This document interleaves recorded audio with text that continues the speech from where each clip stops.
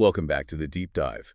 Today, we are taking a pretty big swing at thermal sciences. We're going right into the fundamentals of thermodynamics and heat transfer. We are, and our source is, well, it's an undergraduate engineering text. It's dense, but our mission here is really clear. We are not going to be solving complex equations. Oh, definitely not. The goal is to pull out the core physical arguments. We want to help you build a real intuitive feel for how all this stuff actually works in the real world. Absolutely. And the text itself is built that way. It's packed with worked-out examples and real-world problems to make these ideas stick. So that's our path today. If you can walk away with a good grasp of the language and the physics, that's the shortcut to sound engineering judgment right there. Okay, so let's start with the most fundamental split. We look at two subjects, thermodynamics and heat transfer, and we treat them differently for a really, really important reason. Right. Let's use the classic coffee cup example. If I have a hot cup of coffee, and I just want to know the total amount of heat it loses cooling from, say, 90 degrees to 80 degrees Celsius. That's pure thermodynamics. That's thermodynamics. It's all about the quantity of energy, the state change, before and after. Exactly, the energy accounting. But, and here's the key, a practical engineer, or frankly, you sitting there with your coffee, you care about something else. You want to know how long it's going to take to cool down. Ah, so it's all about time. It's a time dependency. Thermodynamics tells you how much. Heat transfer tells you the rate of that transfer, the energy per second, and from there, how long the whole process takes. Got it.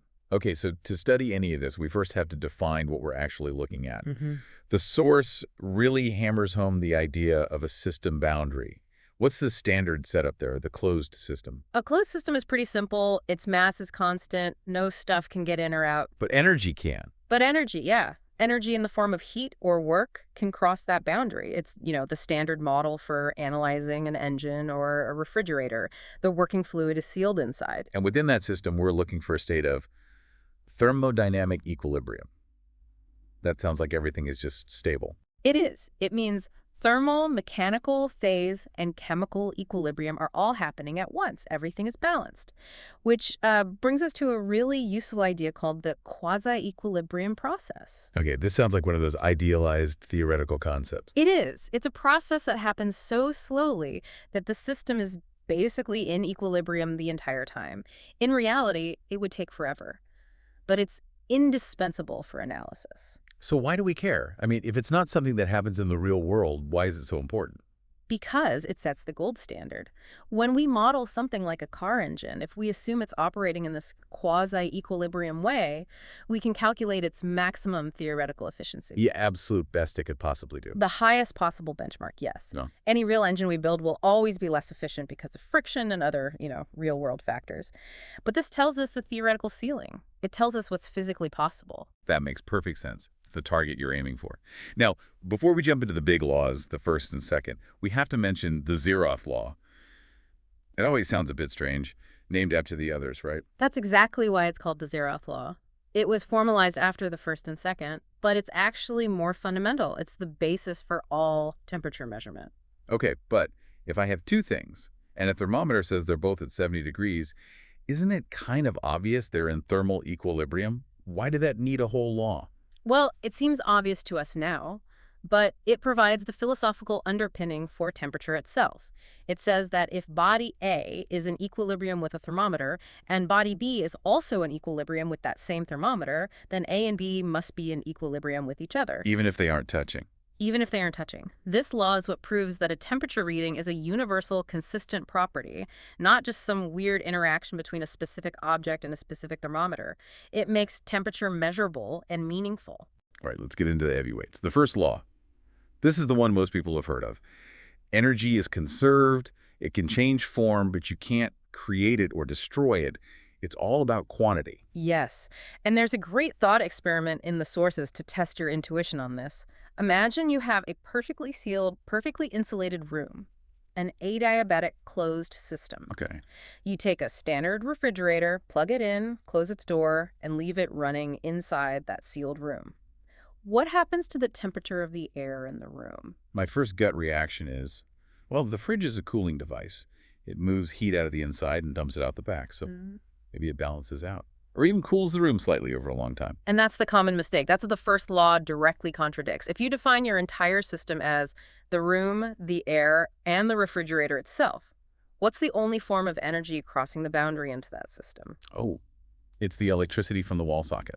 It's the electrical energy powering the fridge.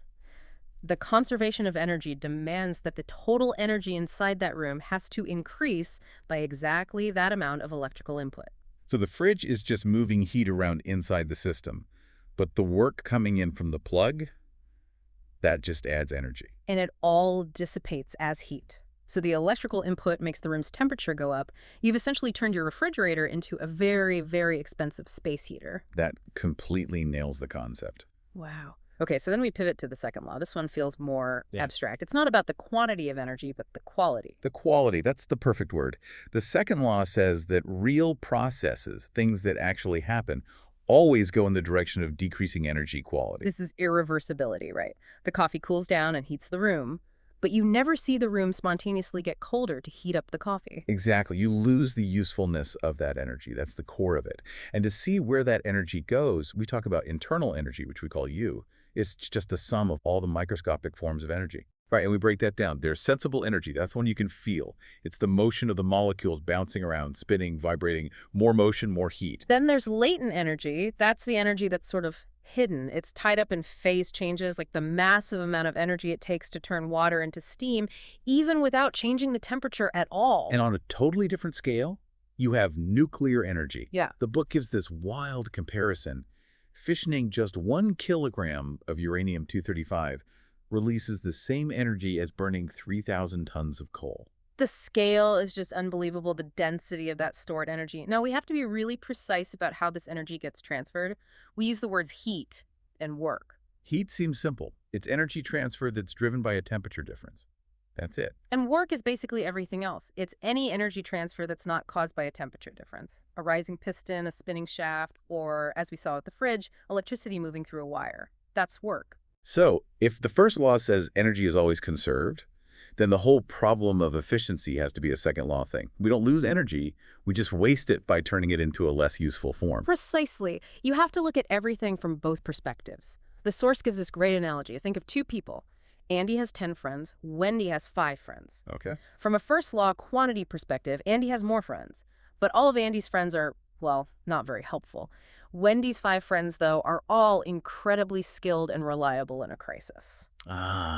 So the second law would say Wendy has a higher quality of friends, which is more useful. That's a great way to put it. Engineers have to maximize the quality. And that idea of maximizing quality is a perfect transition into measurement.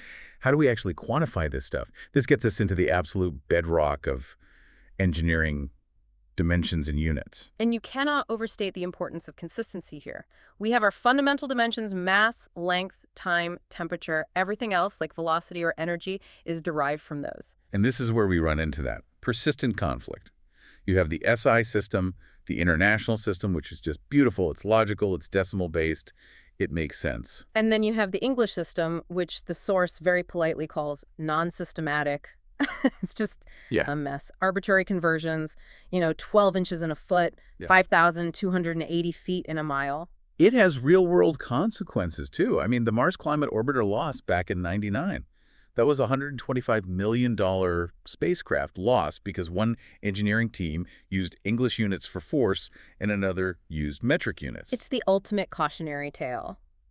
Now, speaking of units, let's talk temperature. The history of the absolute Kelvin scale is fascinating. You can almost picture the experiment that led to it. Right. Scientists were using these gas thermometers, and they were plotting how the pressure of a gas dropped as it got colder. And when they drew those lines out for all different kinds of gases and extended them down to where the pressure would theoretically be 0. They all crossed at the exact same point. Exactly the same point, minus 273.15 degrees Celsius. That had to be a fundamental limit. That became absolute 0, the start of the Kelvin scale. Which is so elegant. Its only fixed point is the triple point of water. Okay, what about pressure? We have absolute, gauge, and vacuum pressure. And a really useful insight for gases. If you're looking at the air in a room or even in a compressed air tank, we basically consider the pressure to be uniform everywhere inside. Why is that? Because the weight of the gas itself is so small, it's negligible. Unlike being in a swimming pool, where the pressure changes dramatically as you go deeper, the pressure at the floor of a room is almost identical to the pressure at the ceiling. Got it. Okay, so to wrap this section up, the sources are really clear. Mm. To master this, you need a systematic approach to problem solving. Yes. Step one is always just state the problem in your own words. It forces you to make sure you actually understand what you're being asked to solve. And the most important step, at least for a practicing engineer, has to be the last one. Step 7, reasoning, verification, and discussion. The sanity check. It's essential. The book gives an example. If your calculation says that adding insulation to a water heater that costs you $80 a year to run will save you $200 a year. Something is very, very wrong. Your calculation has a fatal flaw. You have to check for reasonableness and avoid that false precision you get from calculators. Round to the appropriate number of significant digits. Okay, let's spend some good time on the actual mechanisms of heat transfer. We're moving from the laws to the physical processes. We've got conduction, convection, and radiation. Let's start with conduction. This is heat transfer through a stationary medium, usually a solid. It's basically molecules bumping into their neighbors and transferring energy down the line. And there's a simple rule of thumb here, right? Things that are good at conducting electricity, like copper or silver, are also great at conducting heat. They are. The same free electrons that carry an electrical current are also very efficient at carrying kinetic energy heat through the material. It's why a metal spoon in hot soup gets hot all the way up the handle so quickly. Right. Okay, next up is convection. This one is more complex because it involves fluid movement. It's energy moving from a solid surface into a fluid that's flowing past it. And we split convection into two very important types. First is natural conduction. This is when the fluid moves on its own just because of buoyancy. Hotter fluid is less dense, so it rises. Like heat shimmering off a hot road or steam rising from a cup of tea. Exactly. And the other type is forced convection.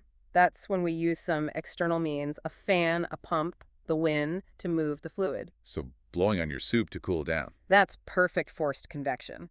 And the rate of this is described by Newton's law of cooling. The important variable there is the heat transfer coefficient, which we call H. And H is what it's all about for engineers, isn't it? It's kind of a measure of how aggressive the flow is. Still air has a low H, strong wind has a very high H. Precisely. It captures all the complex fluid dynamics in a single number, which makes it incredibly useful for design. Okay, finally we have radiation. This one is maybe the most interesting because it doesn't need any medium at all. None. It's just energy being emitted as electromagnetic waves because an object has a temperature. It's how the sun's heat gets to us through the vacuum of space. And the power of radiation is, well, it's literally a power law. The Stefan-Boltzmann law says the rate of radiation is proportional to the absolute temperature raised to the fourth power, T to the 4. And that T to the fourth is huge. It means if you double the absolute temperature of an object, it radiates 16 times more heat. 16. This is why at really high temperatures, like in a furnace, radiation becomes the completely dominant form of heat transfer. We also have the idea of a black body, which is this perfect, idealized surface that absorbs and emits radiation perfectly. Right. It sets the theoretical maximum. And it's important to remember that in the real world, these things all happen at once. If you're calculating the heat loss from a person in a room, you have to account for convection to the air and radiation to the walls. You have to add them both together. You have to solve them simultaneously. So we bring this all together. What's the big takeaway? We have these incredibly powerful software tools now, things like EES, Engineering Equation Solver, that can handle all these complex calculations for us. We do, but the source makes a crucial point. Despite that, having solid training in the fundamentals, developing that intuitive feel for the physics, it's more important than ever for making good engineering judgments. The computer will give you an answer, but you need the intuition to know if that answer is nonsense. Exactly. You need the sanity check. And that brings us right back to the second law. The ultimate payoff is understanding the value of energy quality. Okay, give us a final thought to chew on. Think about a simple throttling valve in an industrial plant. It's just a device used to create a pressure drop in a fluid line. It works, but it does so by dissipating all that valuable pressure potential into useless, low-quality heat. So it's wasting potential. The first law is satisfied, but the second law, not so much. A terrible second law process.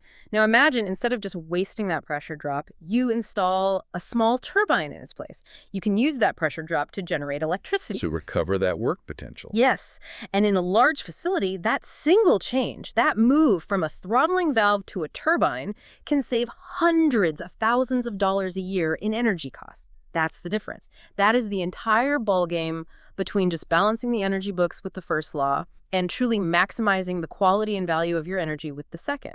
The ultimate cost of energy is all about how well we stop ourselves from turning it into a less useful form.